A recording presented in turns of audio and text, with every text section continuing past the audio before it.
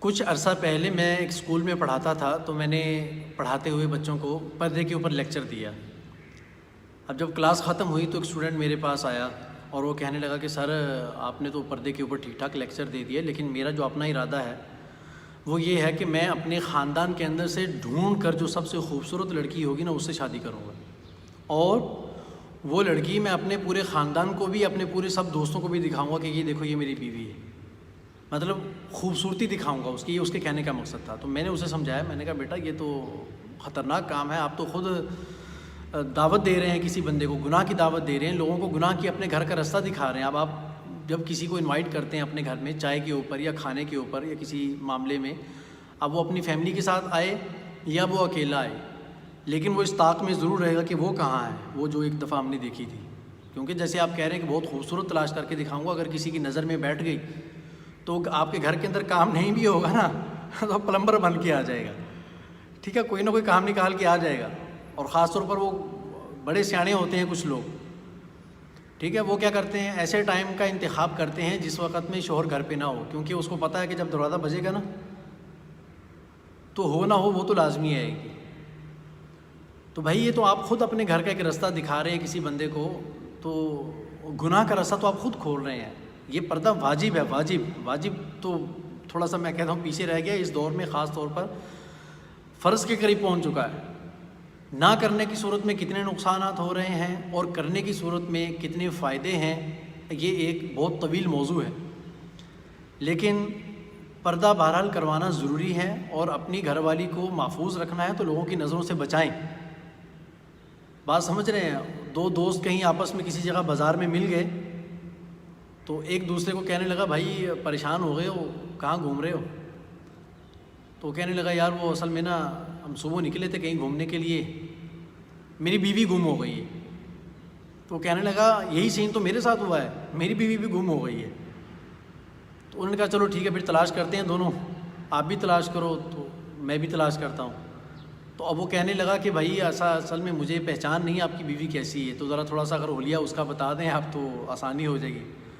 تو اب وہ اس کو اس کا حلیہ بتا رہا ہے کہ اس کی ہرنی جیسی آنکھیں ہیں، موٹی موٹی آنکھیں ہیں، گورا چٹا رنگ ہے، اور وہ باریک سے ہونٹ ہے۔ بہرحال جو ایک نقشہ اس نے کھینچا وہ اتنا زبردست کھینچ دیا کہ وہ شوہر اس کو کہنے لگا کہ بھائی ایسا کرو، میری بیوی کو چھوڑو تیری کو تلاش کرتے ہیں۔ ٹھیک ہے، اصل میں ڈیسائیڈ یہ ہوا تھا ان کے درمیان کہ تم میری بیوی کو تلاش کرو، میں تمہاری کو تلاش کرتا ہوں۔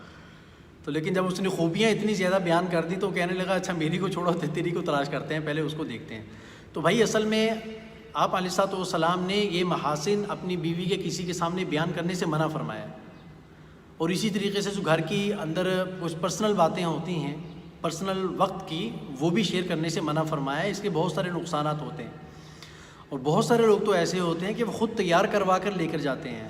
میں نے ایک جگہ پر بیان کیا تو بچیوں سے میں نے پوچھا کہ آپ لوگ میک اپ کر کر شادیوں میں اس طرح کیوں جاتے ہیں؟ تو انہوں نے آگے سے جواب دیا، پردے میں بیٹھی ہوئی تھی پیچھے سے، تو کسی نے وہاں سے جواب دیا کہ آج کل حالات ایسے ہیں کہ بہت ساری مائیں اپنی بچیوں کو خود میک اپ کروا کر شادیوں میں لے کر جاتی ہیں تیار کروا کے۔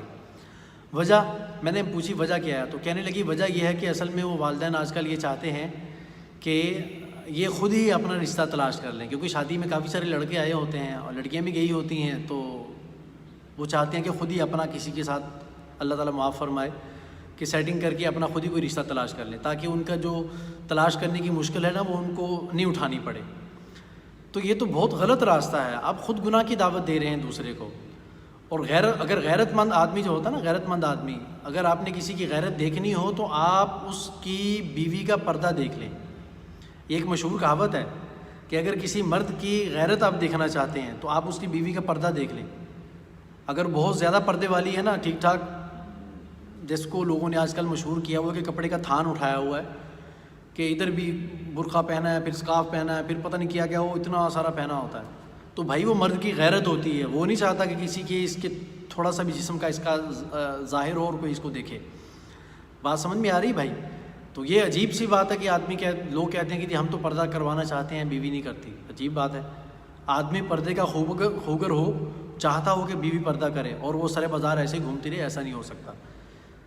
یہ کام شادی سے پہلے کرنے کا ہوتا ہے۔ یا تو آپ بات کریں کہ پردہ کرواؤں گا، نہیں تو ٹھیک ہے جی السلام علیکم.